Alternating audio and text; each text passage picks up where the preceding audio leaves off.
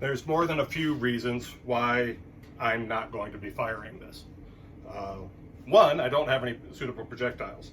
I believe it could use standard target archery arrows.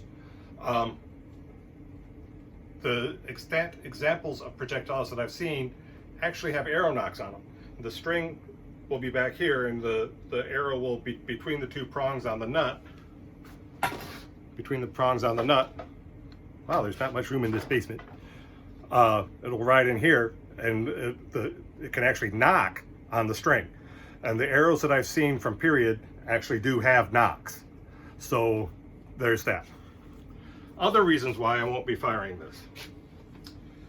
I don't know how it happened, but in my brain, I said, oh, the distance from here to the back of the belly of the bow has to be 32 inches.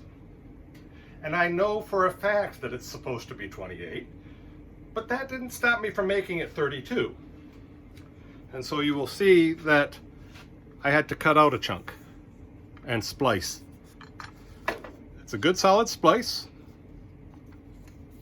It's been glued and pegged. It's going nowhere, but I don't trust it because I don't have that kind of good luck. Another mistake that I made in making this.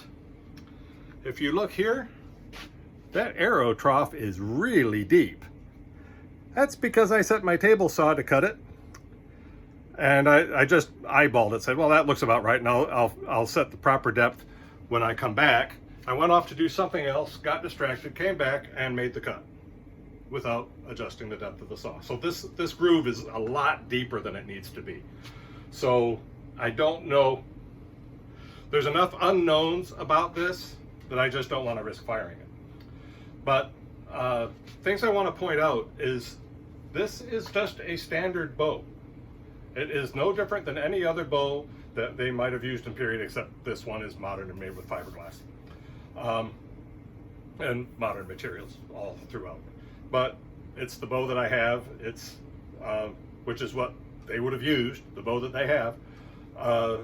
I don't know that they had bows specifically made to be used in a crossbow.